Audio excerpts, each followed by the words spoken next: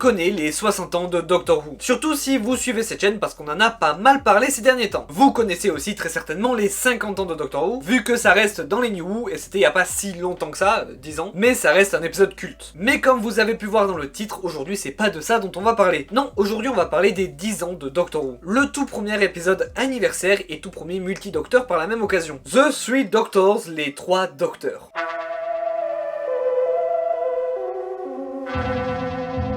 Bon, vu que c'est un épisode classique, comme d'habitude, c'est pas simple de le voir en France, donc je vais partir du principe qu'il y a de fortes chances que vous ne l'ayez pas vu, et donc je vais, comme d'habitude, résumer l'épisode. Donc bien évidemment, il va y avoir du spoil, donc si vous voulez voir l'épisode par vous-même avant, n'hésitez pas à le faire, voilà, comme j'ai dit, pas facile à trouver, mais ça vaut le coup. Et si vous l'avez déjà vu, ou que vous avez juste pas envie de le voir, eh bien on va continuer cette vidéo. Mais avant de passer au résumé, tout d'abord un petit peu de contexte.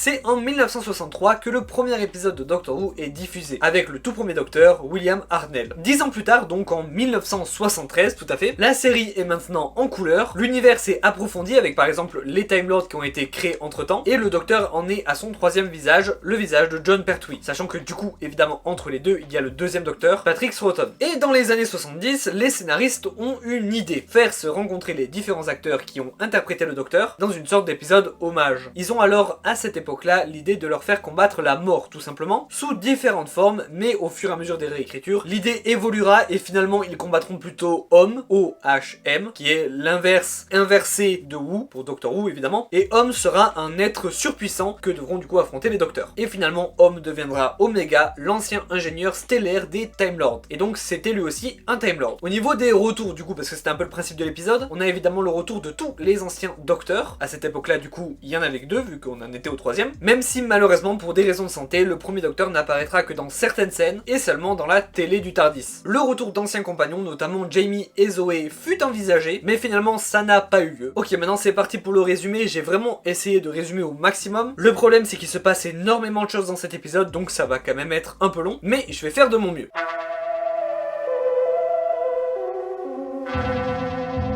Tout commence quand Mr. Hollis disparaît mystérieusement après avoir approché un ballon-sonde qui s'était écrasé. Un scientifique, le docteur Tyler, est alors dépêché sur l'affaire pour aller enquêter tout simplement déjà pourquoi ce ballon-sonde s'est écrasé et ensuite pourquoi Mr. Hollis a disparu. Sauf que les données du ballon-sonde n'ont aucun sens. Il comprend pas du tout ce que veulent dire ces données, du coup il décide d'aller à Unit parce qu'il se dit, et à juste titre, que Unit sait sûrement gérer ce genre de problème, en tout cas plus que lui. On le retrouve donc à Unit en train de montrer ces données de ballon-sonde et d'expliquer toute l'affaire au docteur, à Joe Grant, au sergent Benton et enfin au brigadier. Ils sont tous dans la salle autour du ballon-sonde. Et d'ailleurs vous vous dites peut-être que c'est un peu bizarre que le docteur Tyler sache pour Unit, parce que Unit gère quand même les extraterrestres, c'est un peu censé être secret, donc bizarre que en ayant des données étranges, il décide d'aller voir Unit. Et ben sachez que le brigadier se pose la même question que vous, parce que en voyant que le docteur Tyler parle juste de son ballon-sonde, il se dit que quand même Unit c'est censé être une organisation secrète, pas un endroit où tout le monde vient demander de l'aide pour des choses pas très importantes. C'est vrai quoi, Unit c'est censé être un minimum secret. Hein ma fille? De quoi? Oui, la discrétion. Oui, Unit, discret.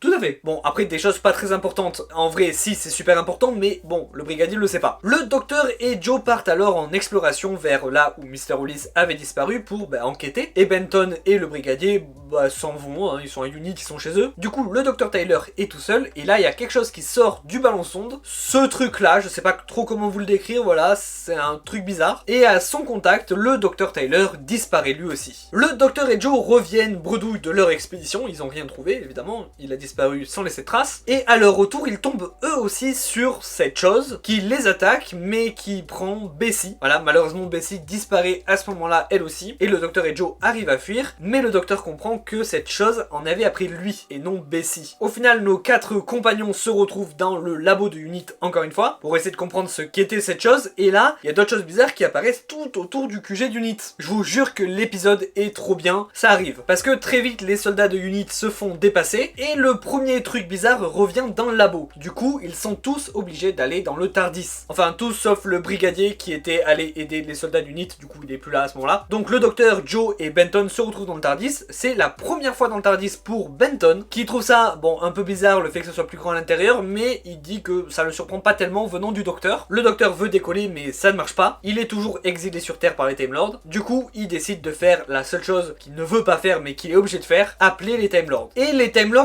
répondent, sauf que ils vont pas pouvoir aider le docteur, parce que eux aussi sur Gallifrey, c'est la sauce. En fait, toute l'énergie des Time Lords est en train d'être aspirée dans un trou noir. Du coup, ils peuvent pas faire grand chose et ils essayent de contrer le fait que le trou noir aspire. Mais bon, comment tu veux combattre un trou noir quoi? Mais un des Time Lords a une idée qui briserait la première loi du temps. Donc ils sont pas tous d'accord pour faire ça, mais c'est la seule solution. Il faut permettre au docteur de croiser sa propre ligne temporelle pour qu'il puisse se venir en aide lui-même et puis aider les Time Lords par la même occasion, vu qu'à ce moment-là, ils ont compris qu'en fait, les trucs qui attaquent Unit et le docteur, ça vient du trou noir, c'est le même problème. On retrouve donc nos trois compagnons dans le TARDIS, et là, Joe remarque qu'il y a une flûte sur le TARDIS qui était pas là avant, et là, de nulle part, sort le deuxième docteur, il récupère sa flûte, et dit bonjour, quoi. Et à partir de ce moment-là, Joe ne comprend plus rien, évidemment. Elle ne sait pas qui est cette personne qui vient d'apparaître comme ça par magie dans le TARDIS. Les deux docteurs essayent d'expliquer à Joe, mais ils sont vraiment pas clairs. Ils sont en mode, lui, c'est un de moi, et moi, je suis un de lui. Du coup, Joe, elle comprend que c'est deux Time Lords différents, sauf qu'en fait, non, c'est le même. Mais heureusement, le sergent Benton est là. Et oui, parce que Joe, la première fois qu'elle a rencontré le docteur, c'était le troisième docteur. Elle connaît pas le principe de régénération. Mais Benton et le brigadier aussi, mais là, il est pas encore là. Donc, Benton, lui, a rencontré le deuxième docteur d'abord. Du coup, là, il reconnaît le deuxième docteur et il comprend que c'est son lui du passé. Donc, il explique mieux à Joe que les deux docteurs, et pendant ce temps-là, les deux docteurs utilisent Contact, qui est une technique Time Lord pour faire le contact entre les deux esprits, et là ils font ça pour que chacun ait les mêmes informations, donc que le troisième docteur connaisse la mission du deuxième et le fait que Gallifrey c'est la sauce, et que le deuxième comprenne la mission du troisième et que Unit c'est la sauce. Mais ça marche pas, ils coopèrent pas du tout, et ils se chamaillent les deux. Bref, c'est souvent le cas quand il y a deux docteurs qui se rencontrent. Les Time Lords du coup sont désespérés, ils viennent de briser la première loi du temps et ça marche même pas, et du coup qu'est-ce qu'ils décident de faire pour régler ce problème? Rebriser la première loi du temps en envoyant une version encore plus passée du docteur. Le premier docteur arrive donc dans la télé du TARDIS comme je vous ai expliqué et commence à engueuler les deux autres docteurs. Il les remet à leur place et leur explique que la créature qui a dehors, le truc bizarre, c'est en fait un pont. Alors oui, c'est un truc que vous allez beaucoup voir dans cet épisode. Le premier docteur sait plus de choses que tous les autres. Il sait plus de choses sur la situation que les deux autres docteurs, que les compagnons, que les Time Lords, que même Omega je pense. Vraiment, le premier docteur c'est une sorte de Deus Ex Machina qui sort de temps en temps et qui donne la solution. Donc là, il leur dit que c'est un pont et qu'il faut du coup traverser ce pont. Sauf que les deux docteurs sont pas trop chauds à l'idée de peut-être mourir, parce qu'ils savent pas si le premier docteur a raison, et même s'il a raison, ils savent pas où mène ce pont. Donc il la joue à pile ou face. Le deuxième docteur lance la pièce, et c'est le troisième docteur qui perd. Il sort donc du TARDIS, se laisse attraper par la créature qui le fait disparaître, sauf que Joe veut sauver le docteur, évidemment comme d'habitude, et du coup elle disparaît elle aussi. Mais après ça, la créature se calme et semble être satisfaite, elle a accompli sa mission. Du coup, Benton veut évidemment en profiter pour la détruire, mais le deuxième docteur est en mode plus, non, il vaut mieux la garder, on sait jamais, peut-être qu'elle nous servira plus tard, et puis en vrai il a pas tort, parce que ça se trouve c'est la porte de sortie pour le docteur et Joe. Donc il la garde en vie, ils essayent de la calmer quoi. Et là, le brigadier revient, enfin, et tombe sur le deuxième docteur et Benton. Du coup, il y a ce moment magique où le brigadier bug, parce qu'il vient de voir passer devant lui le deuxième docteur, alors que ça fait des années qu'il l'a pas vu, et qu'il s'était habitué au troisième docteur. Du coup, il lui demande pourquoi il a rechangé de visage, et surtout, où est Joe Grant. Du coup, le docteur lui explique qu'il a pas rechangé de visage, c'est juste qu'il vient du passé, et que le troisième docteur est toujours là, sauf que il vient de partir, on sait pas où, avec Joe en plus. Mais le brigadier, évidemment, ne le croit pas. Non, c'est vrai quoi. Je peux encore accepter les changements de visage, les robots tueurs, les extraterrestres, mais un docteur qui viendrait du passé, non, là, c'est trop. Parce que oui, si vous avez vu les New Who, vous connaissez Kate Stewart, la fille du brigadier. Et donc vous connaissez le nouveau Unit, qui sont habitués à tout ce qui est docteur, alien, régénération et tout ça. Et du coup, en général, quand le docteur dit quelque chose, Kate et les autres employés de Unit le croient. Ça arrive que non dans certains moments très précis, mais en général, il et elle croient le docteur. Mais le brigadier, c'est une toute autre époque. Surtout à cette époque-là, le troisième docteur est le premier à vraiment faire partie d'Unit et à vraiment être avec Unit souvent. Avant ça, c'est que le deuxième docteur qui a rencontré Unit, le premier pas du tout, et le deuxième docteur a que 2 épisodes avec Unit. Donc le brigadier sait que le docteur, les extraterrestres et tout ça, c'est un peu bizarre, mais il croit pas forcément tout ce que dit le docteur, il a pas encore confiance entièrement en lui, et en plus il connaît bien le docteur lui aussi, et du coup il sait que le docteur de cette époque-là, parfois hésite pas à mentir pour essayer de passer sous l'autorité du brigadier, donc normal, il lui fait pas trop confiance. Du coup le brigadier il dit que peu importe quel visage il a, il peut garder, mais il faut qu'il retrouve Joe. Le docteur lui dit que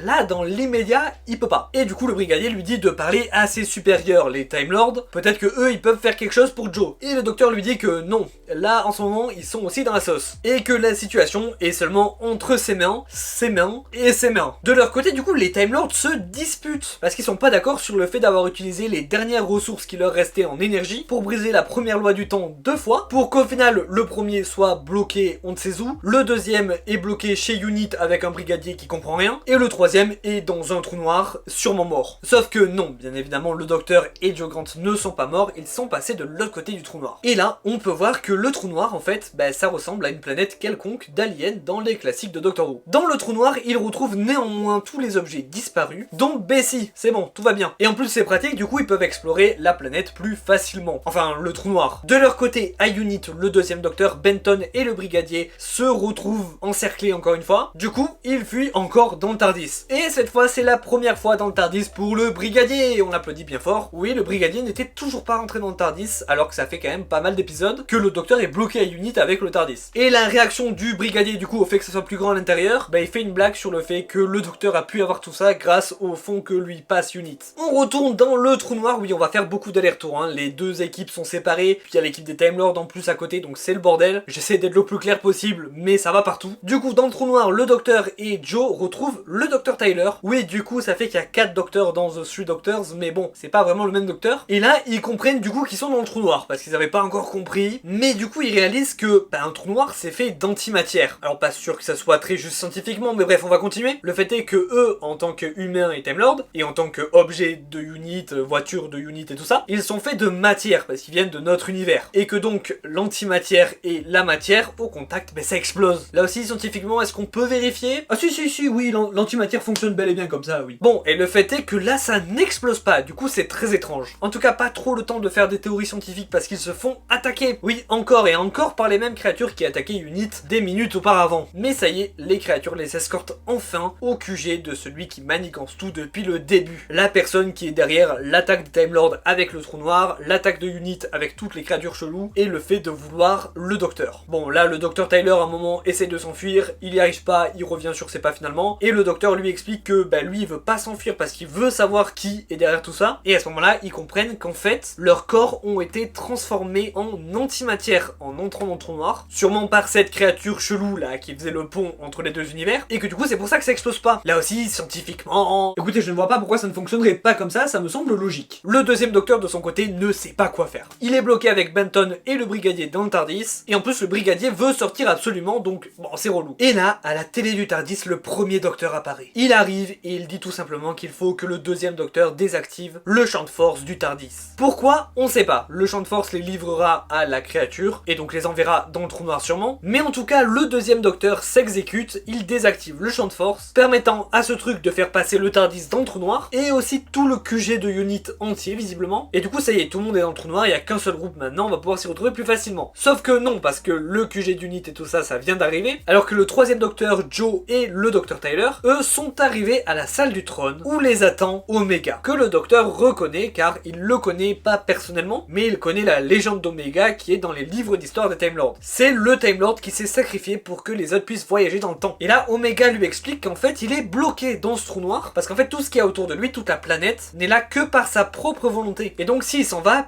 tout s'effondre, du coup, il peut pas s'échapper. Du coup, il demande de l'aide au docteur, sauf que ça s'arrête pas là, il veut aussi de l'aide pour se venger des Time Lords, ce que le docteur refuse évidemment. Du coup, Omega menace de tuer Joe et le docteur Tyler pour forcer le troisième docteur. Pendant ce temps-là, le docteur Benton et le brigadier sortent du TARDIS et se rendent compte que ils sont toujours au QG d'Unit. Mais ils réalisent bien vite que dehors, c'est pas la Grande-Bretagne. Le brigadier évidemment pense juste être dans un autre pays, pense pas être dans un autre univers, et du coup il pense directement aux répercussions diplomatiques et géopolitiques que ça va entraîner. Le deuxième docteur et Benton essayent de lui expliquer que non, c'est une autre planète, mais il ne les croit pas, il décide de partir et tombe sur Mr. Hollis. Oui, vous vous rappelez, le premier à avoir disparu tout au début de l'épisode. Le deuxième docteur et Benton, quant à eux, se font capturer par les mêmes créatures et se font escorter vers chez Omega. Ce qui fait qu'actuellement on a 4 groupes différents avec 3 qui sont sur la même planète. C'est le bordel. Le troisième docteur, quant à lui, essaye de convaincre Omega de revenir sans se venger. Comme ça, il va l'aider à quitter cet endroit, mais il faudra pas qu'il se venge. Mais à ce moment-là, Benton et le deuxième docteur arrivent dans la salle du trône. Ce qui fait qu'on n'a plus que 3 groupes, c'est cool. Du coup, à l'arrivée de Benton et du deuxième docteur, Omega se dit qu'un des deux est Time Lord. Parce que son truc était programmé pour ramener des Time Lords. Bon, sachant qu'il s'est planté et qu'il a ramené Mr. Hollis, le docteur Tyler et même Bessie. Mais bon, on va dire que c'est censé être fiable. Et du coup, il réalise que c'est le deuxième docteur qui est un Time Lord parce qu'il n'a pas peur de lui. Et après, il réfléchit encore, il réalise qu'en fait, c'est le même Seigneur du Temps, le troisième et le deuxième. Ça, on peut pas lui enlever à Omega, il sait réfléchir. Mais ça fait trop de réflexion pour la journée, du coup, il envoie tout le monde en prison. Sauf du coup, bien évidemment, le brigadier et Mr. Hollis, qui sont en dehors de l'antre d'Omega, mais qui essayent de rentrer. Mais ils n'arrivent pas à ouvrir la porte. Les deux docteurs s'engueulent, Joe Benton et le docteur Tyler essayent de les calmer, parce que c'est pas le moment, quoi. Le troisième docteur explique alors que, ils peuvent rien faire, que tout l'endroit est contrôlé par l'esprit d'Omega, et que du coup, ils peuvent pas le battre. Mais Joe a une idée, et elle pense que les deux esprits des deux docteurs combinés peuvent rivaliser avec l'esprit d'Omega. Du coup, ils font un test, et effectivement, ils arrivent à ouvrir la porte grâce à leur esprit. Les deux docteurs foncent alors vers la chambre de la singularité, qui est là où est Omega, et qui est ceux qui gèrent tout cet endroit, et les autres essayent de les suivre, mais se perdent et trouvent finalement la sortie. Et du coup, ils ouvrent la porte, et là, ils tombent sur le brigadier et Mr. Hollis qui essaient d'entrer, et tout ce beau monde retourne au QG de Unit, au TARDIS. Et en Bessie, évidemment, ils tombent sur Bessie, donc ils vont évidemment y aller en voiture plutôt qu'à pied. Les deux docteurs, quant à eux, tombent sur Omega, qui décide d'affronter le troisième docteur en judo mental, et évidemment, le troisième docteur se fait défoncer, parce qu'il est en 1v1, mais face à Omega. Et là, on retourne sur un groupe qu'on n'a pas vu depuis longtemps, les Time Lords, qui comprennent que, en fait, il faut les 3 docteurs pour battre Omega, et du coup, ils utilisent encore les dernières capacités d'énergie qu'ils ont. Alors oui, je sais, ça fait très longtemps qu'ils ont plus beaucoup d'énergie, et qu'ils en utilisent encore beaucoup, mais vous savez, c'est comme le dernier pourcentage de batterie dans le téléphone, ça équivaut à peu près aux 99 autres %. Bref, du coup, ils envoient le premier docteur dans le trou noir lui aussi. Le troisième docteur, du coup, battu mentalement par Omega, évidemment, et du coup, ils se rendent à Omega, et Omega leur explique pourquoi ils sont là. En fait, il explique qu'il va passer le relais, tout simplement, que les docteurs vont devoir gérer tout cet endroit avec leur volonté à eux, et que du coup, Omega va pouvoir s'en aller. Ce seront les docteurs qui seront bloqués. Ce qui est un concept qui arrive assez souvent dans Doctor Who, et même dans les classiques, c'est déjà arrivé. Un ennemi qui veut que le docteur prenne sa place pour pouvoir s'échapper. Bon, du coup, ils ont pas trop le choix, ils acceptent. Et Omega leur explique que, vu que c'est la trou noir, la singularité et tout, il faut avoir la tenue qui va avec, sinon votre corps ne supportera pas toutes les ondes et tout. Et du coup, il faut qu'ils enlèvent le casque d'Omega. Sauf qu'à ce moment-là, ils sont pris de peur et referment le casque. Du coup, Omega, forcément, il le prend pas hyper bien, et il comprend pas pourquoi ils veulent pas lui enlever le casque. Mais les docteurs lui expliquent qu'en fait, il n'a plus de visage, plus de corps. Et que s'il est encore là, c'est juste grâce à sa volonté. Il est autant là que tout le monde autour, en fait. Et donc, il ne pourra jamais quitter cet endroit. C'est finalement la définition parfaite du je pense donc je suis. Ah ben voilà, je vous l'avais dit, j'avais raison.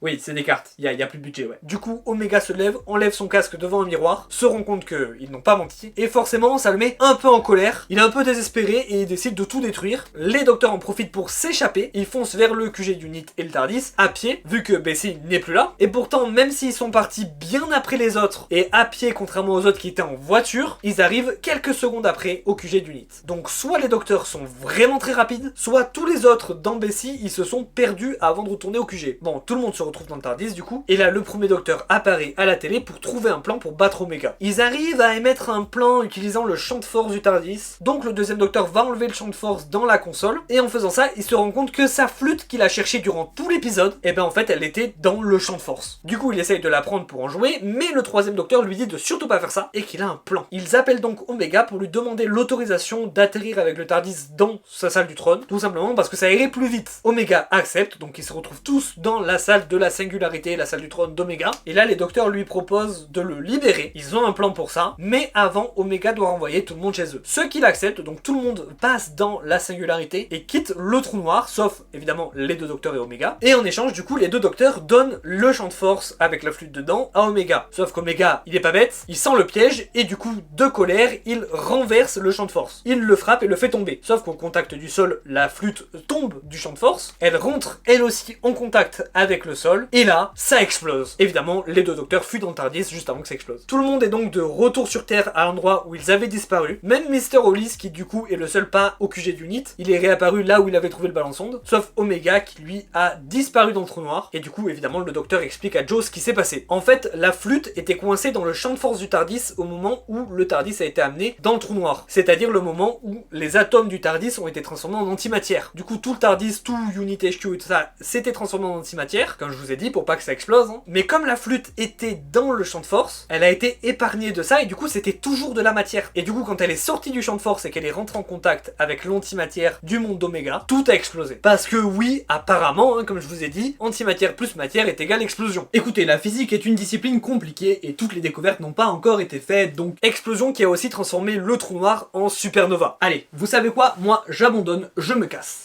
Et du coup, oui, les Time Lords ont de nouveau de l'énergie grâce à la nouvelle supernova. Et du coup, grâce à cette nouvelle énergie, ils peuvent notamment renvoyer le premier docteur et le deuxième docteur d'où ils venaient. Et donc après des départs pleins d'émotions, le troisième docteur et Joe se retrouvent seuls dans le TARDIS. Le docteur regrette de ne pas avoir pu trouver d'autres moyens pour sauver Omega, mais qu'au moins il l'avait libéré, entre guillemets, de sa prison. Et là, en cadeau, il reçoit de la part des Time Lords un nouveau circuit de dématérialisation, et les connaissances du voyage dans l'espace et le temps lui sont revenues à la mémoire. Son exil sur Terre est maintenant terminé. En même temps, c'était un peu mérité parce que le docteur a sauvé les Time Lords 3 fois dans la même journée, sous la forme de 3 docteurs différents. Et du coup, pour la première fois, le troisième docteur est enfin libre de ses mouvements. À lui, l'univers et le temps.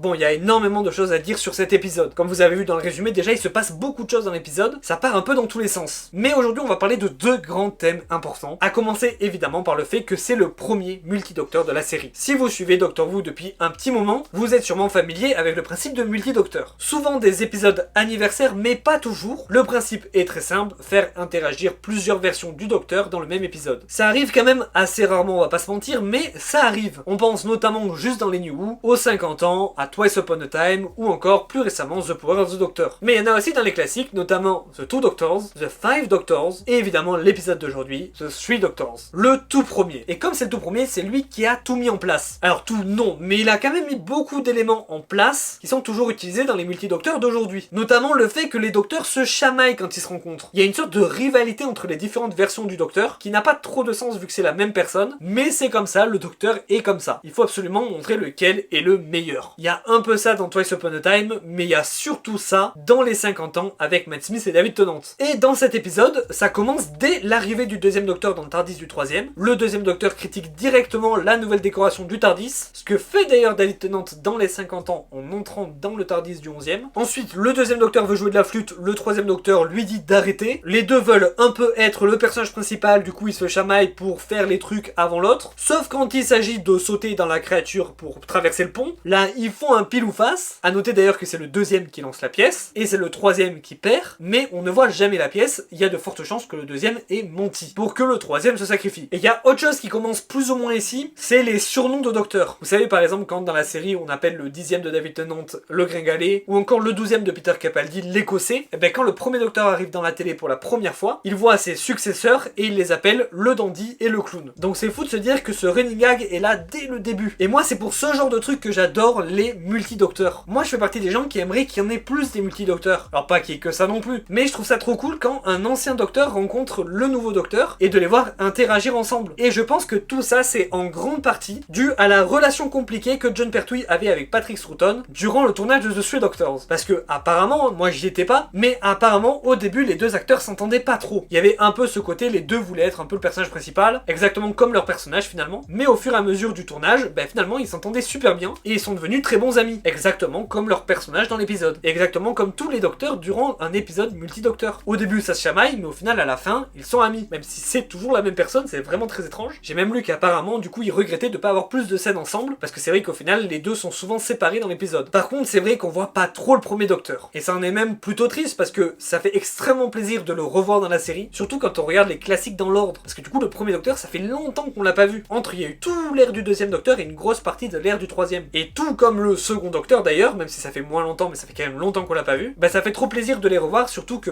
ils ont pas trop changé quoi. Les acteurs jouent toujours plus ou moins pareil, et surtout les trois jouent différemment, parce que les trois docteurs sont assez différents. Mais en vrai surtout le revoir jouer le docteur une dernière fois dans la série, c'est quand même génial. C'est quand même en grande partie grâce à son interprétation que Doctor Who a eu ce succès, et que 60 ans après on est toujours là. Et du coup comme j'ai dit pareil, le deuxième docteur, trop content de le revoir aussi. Il a vraiment plus ce côté comique que les deux autres, qu'ont beaucoup plus d'ailleurs les docteurs actuels de la New Who. J'aime trop le fait qu'il cherche sa flûte flûte durant tout l'épisode pour qu'au final, pile au moment où ils la trouvent enfin, ils doivent la sacrifier pour battre Omega. Et aussi, il y a un moment où le deuxième docteur propose des Jelly Babies. Bah attends, c'est ma phrase ça, c'est moi qui le dis normalement. Alors c'est vrai que je trouve ça bizarre que le deuxième docteur fasse une référence au quatrième docteur, qui à cette époque-là n'était pas encore créé, on est encore dans l'ère du troisième, donc je veux bien que le docteur soit un Time Lord, mais à ce point-là, c'est un peu abusé. Mais du coup, je trouvais ça marrant de voir que le premier docteur a proposé des Jelly Babies, c'est le deuxième en fait, pas le quatrième. Et puis finalement, il y a le départ final qui est émouvant de fou. Les trois docteurs se disent au revoir, et du coup, on requitte le deuxième docteur et le premier docteur, sachant que du coup, vu qu'ils étaient déjà revenus une fois, on pouvait se dire qu'ils reviendraient encore une autre fois, donc on peut s'attendre à les revoir dans la série, mais en même temps, on n'est pas sûr, sachant que au final, le premier docteur et le deuxième docteur reviendront bel et bien dans la série. Dans The Five Doctors, les deux sont là, mais le premier docteur n'est plus joué par William Hartnell, qui est malheureusement décédé entre les deux épisodes, et le deuxième docteur fera même une autre apparition dans The Two Doctors, un épisode avec le sixième docteur et le deuxième docteur. Par contre, ce qui est très drôle, c'est que pendant les au revoir, le troisième docteur dit au deuxième « J'espère que je ne me rencontrerai plus jamais », de manière un petit peu ironique évidemment, parce que maintenant ils sont bons amis comme je vous ai dit. Sauf que se re-rencontrer lui-même, il va le refaire, et beaucoup de fois. Et même littéralement, il va re-rencontrer le deuxième docteur dans The Five Doctors, parce que le troisième et le deuxième sont là. Après, même si j'aime beaucoup cet épisode pour le côté multi-docteur, c'est pas le seul élément de cet épisode que j'adore. Il y a aussi le fait que c'est un des premiers épisodes qui aborde autant le lore des Time Lords. C'est pas la première fois de la série qu'on voit les Time Lords ou même Gallifrey, mais presque. On les voit pour la première fois dans The War Games, le dernier épisode du deuxième docteur, à la fois les Time Lords et Gallifrey, et on les revoit un peu plus dans certains épisodes, notamment parce que le maître arrive avec le troisième docteur, mais c'est quand même la première fois qu'on les voit autant. Et surtout, c'est la première fois que plus de la moitié des personnages principaux de l'épisode sont des Time Lords. Et d'ailleurs, on voit beaucoup les Time Lords, mais on les voit surtout beaucoup en panique totale. C'est un point important des Time Lords dans toute la série, ils ne savent pas du tout gérer les situations de crise. Leur système hiérarchique, leur code, leurs lois les empêchent de gérer ce genre de situation, et du coup quand ça dégénère à ce point-là, leur seule solution à contre-cœur, c'est d'appeler leurs deux enfants déchus. Bien souvent c'est le docteur, mais parfois c'est aussi le maître. C'est d'ailleurs aussi en partie pour ça que j'adore la dualité maître-docteur. C'est vraiment les deux rejetés de Gallifrey, mais au final c'est les deux qui ont réussi à se détacher de Gallifrey, au point que même si Gallifrey disparaît avec tous les Time Lords, il restera toujours le docteur et le maître. Mais ça c'est un autre sujet. Là le Time Lord qui nous intéresse aujourd'hui c'est Omega. Omega a un destin tragique, et d'ailleurs il est plutôt bien développé pour les méchants de l'époque. C'est l'ingénieur stellaire des Time Lords. Globalement c'est un des fondateurs de la civilisation Time Lord, et surtout il a plus ou moins inventé le voyage temporel. En fait pour voyager temporellement il faut une énergie tellement immense que là en l'occurrence il fallait faire exploser une étoile et c'était son rôle. Sauf qu'en faisant ça il s'est retrouvé bloqué dans un trou noir, les Time Lords l'ont cru mort et lui il s'est cru abandonné des Time Lords. Et c'est ça qui est horrible parce que grâce à lui les Time Lords ont réussi à voyager dans le temps, ils ont gagné la liberté absolue, mais pour faire ça,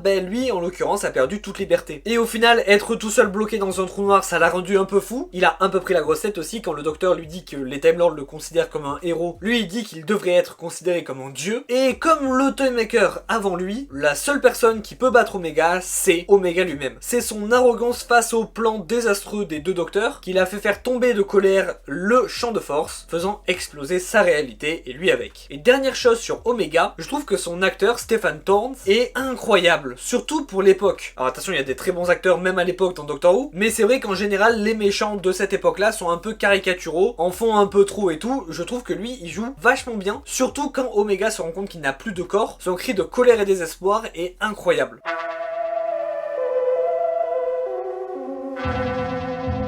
Cet épisode est sûrement un des meilleurs des classiques, en tout cas de ce que j'ai vu. Alors il est pas parfait, il souffre quand même des défauts habituels des classiques, mais juste le fait que ce soit le premier multidocteur et qu'il ait mis en place des choses qui sont encore d'actualité aujourd'hui, je trouve ça fou. Et puis encore une fois, quand on regarde les classiques dans l'ordre, revoir les deux premiers docteurs ça fait quelque chose. Et puis en plus les voir interagir tous les trois ensemble, ça n'a pas de prix. Un plaisir aussi d'en découvrir plus sur les Time Lords, parce que comme je l'ai dit, on est encore au tout début du lore des Time Lords, et il y a encore beaucoup à raconter pour arriver jusqu'à où on en est maintenant. Et puis finalement Omega est un des meilleurs méchants des classiques de ce que j'ai vu, et je sais qu'il revient à un moment dans les classiques mais j'en suis pas encore là, mais j'aimerais beaucoup qu'il revienne dans la New Who. Je trouve que son rôle au sein de la mythologie des Time Lords et du Docteur est vraiment cool à explorer, et je commence de plus en plus à croire que c'est lui The One Who Waits, parce que en revisionnant cet épisode je me suis rendu compte qu'il était très similaire au Toymaker dans le fait d'avoir son propre monde qui lui obéit, mais en même temps il est plus puissant que le Toymaker parce que lui n'est pas limité par les règles des jeux, donc j'y crois de plus en plus à The One Who Waits. Bref, cette vidéo est maintenant terminée, enfin presque, évidemment il y a l'outro. J'ai tenté des nouveaux trucs avec du fond vert pour essayer de dynamiser un peu le résumé parce que bon ça peut être un peu long le résumé. Je sais pas encore ce que ça donne, on verra ça. N'hésitez pas à vous abonner, commenter, liker, ça aide beaucoup la chaîne. Et moi je vous dis à la semaine prochaine pour une vidéo un peu plus légère. Jusqu'à là, portez-vous bien et regardez Doctor Who. Salut!